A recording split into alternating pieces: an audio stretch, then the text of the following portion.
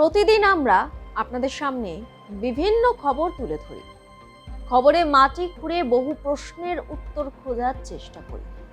কেঁচো খুঁজতে গিয়ে অনেক সময় কেউটের খোঁজও পেয়ে যাই। আজও এই রকমই এক খোঁজ চালাবো, তাই অনুরোধ করব ভিডিওটি স্কিপ না করে পুরোটা দেখার। আজ প্রথমেই আপনাদের দেখাবো একটি রাজপ্রাসাদ। আগে সেই রাজপ্রাসাদটি ভালো করে দেখে নিই, তারপর আসছি আসল কথায়।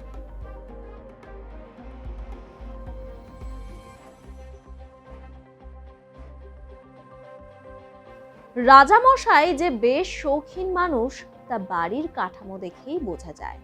দয়া করে ভুল করবেন না, এই বাড়ি কোনো ঐতিহাসিক নিদর্শন নয়।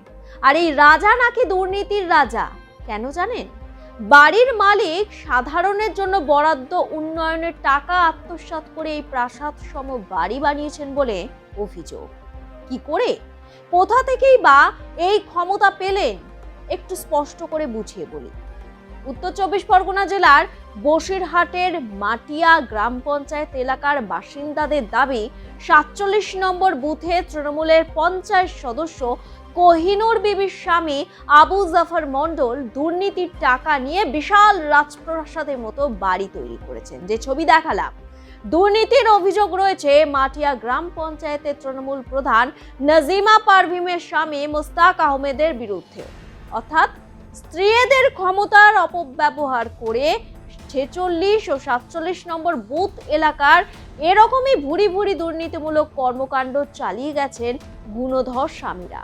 শুনুন স্থানীয়দের অভিযোগ করেছি, এখানে একটা কল বসাবার কথা ছিল, কলটা এসেও ছিল, তারপরে আবার তুলেও নিয়ে গেছে, কোনো কল বসেনি, অথচ টাকাটা উঠে গেছে 1,07,050 টাকা। তার নথি হচ্ছে এই আছে, টাকা উঠেছে অথচ কল নেই।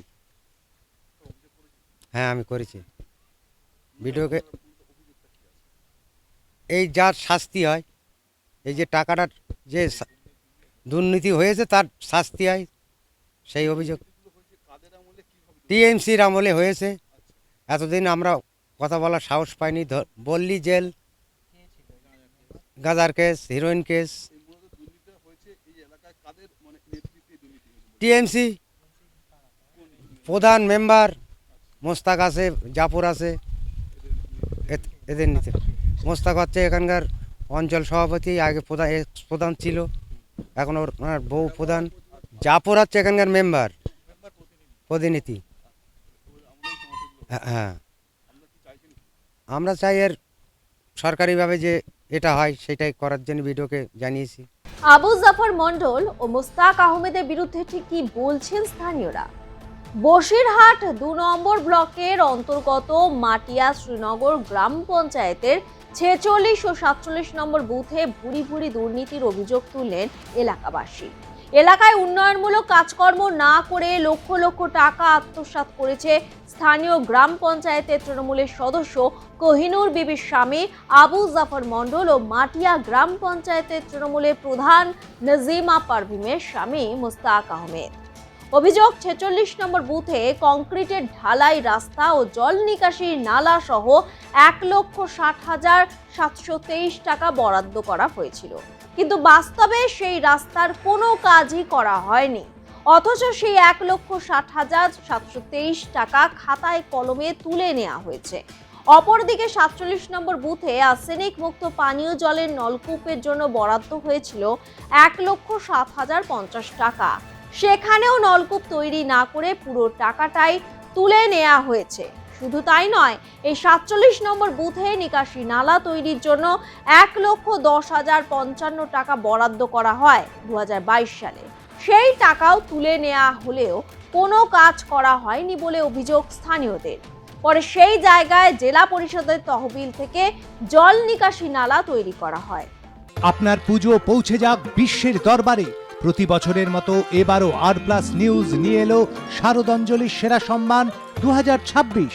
অংশ নিতে সকাল 10টা থেকে সন্ধে 6টার মধ্যে সরাসরি যোগাযোগ করুন আমাদের অফিসে অথবা কল করুন 9836323248 এই নম্বরে। শারদাঞ্জলি শুধুমাত্র আর+ নিউজে।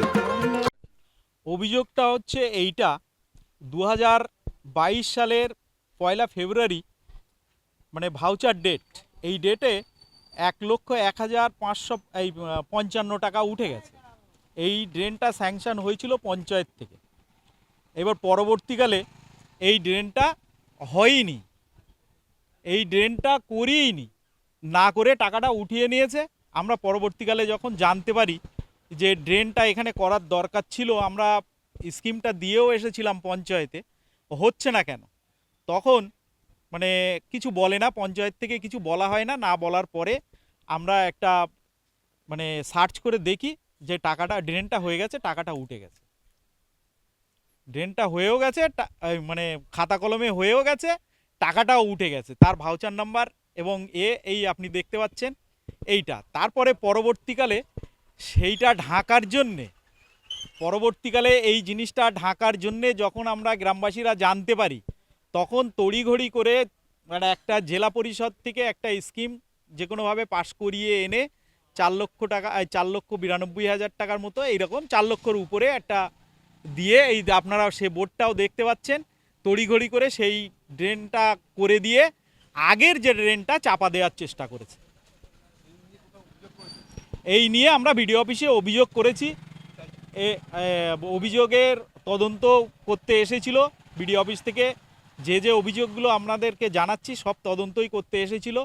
তারা যে মতামত এখানে দিয়ে গেছে যে অনেক কাজ তারা দেখতে পায়নি, কিন্তু খাতা কলমে হয়ে গেছে, এমন তারা দিয়ে গেছে, মতামত তারা দিয়ে গেছে। আমরা চাইছি যে এই যে দুর্নীতি, এটা তো শুধু 47-48 নম্বর বুথের খবরটা আপনাদেরকে দিলাম, মানে যে অভিযোগটা আমরা শুধু 2টো বুথে করেছিলাম, এরপরে সারা পঞ্চায়েতে কত মানে দুর্নীতি হতে পারে সেটা আপনারা একবার মানে ভাবতে পারেন। কি রে, তোর বেশ র্যাশ হয়েছে দেখছি। হ্যাঁ রে, কি করবো বলতো, র্যাশগুলো কিছুতেই কমছে না। অনেক কিছু ইউজ করলাম তবুও কমছে না। তুই এম্বার গৌরীদেবী হসপিটালসে দেখাতে পারিস, ওখানে ভালো এক্সপিরিয়েন্স ডার্মাটোলজিস্ট আছে।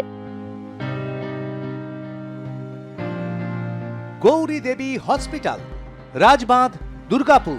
যোগাযোগ 8001003333, 8001113333। মানে বুঝতে পারছেন, স্থানীয়দের অভিযোগ অনুযায়ী খাতায় কলমে লক্ষ লক্ষ টাকার উন্নয়নমূলক কাজকর্ম হয়েছে তৃণমূলের আমলে, তবে বাস্তব বলছে অন্য কথা। তাহলে পুরো টাকাটাই আত্মসাৎ করে নিয়েছেন তৃণমূল পঞ্চায়েতের সদস্য ও পঞ্চায়েত প্রধান। অন্তত অভিযোগ যা উঠে আসছে তাই তো মনে হচ্ছে। এলাকার বাসিন্দাদের অভিযোগের ভিত্তিতে তদন্তে নামে পুলিশ। অবস্থা বেগতিক দেখে পালিয়ে যাওয়ার চেষ্টাও করেন অভিযুক্তরা, তবে শেষ রক্ষা আর হয়নি। পুলিশের জালে ধরা পড়ে আবু জাফর মণ্ডল ও মুস্তাক আহমেদ। রাজ্যের বেশ কিছু পঞ্চায়েত এলাকাতেই এই ধরনের ছবি ফুটে উঠছে।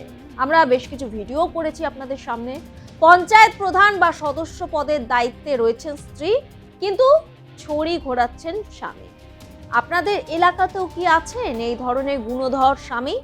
মতামত জানান কমেন্ট বক্সে।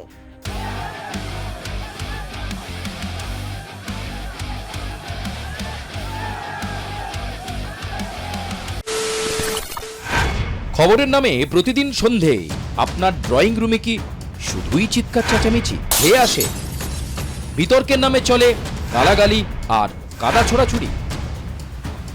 এবার সময় পরিবর্তনের, কারণ আমরা কান ফাটানো চিৎকারে বিশ্বাস করি না। আমরা বিশ্বাস করি খবরের সত্যতায়। আমরা কোনো পক্ষের হয়ে গলা ফাটাই না, আমরা সাধারণ মানুষের হয়ে প্রশ্ন তুলি। চিৎকার নয়, শুধু খবর হবে যেখানে বিতর্ক আছে কিন্তু কুৎসিত ঝগড়া নেই। সঠিক তথ্য, বিশ্বস্ত খবর। নজর রাখুন আর প্লাস নিউজে।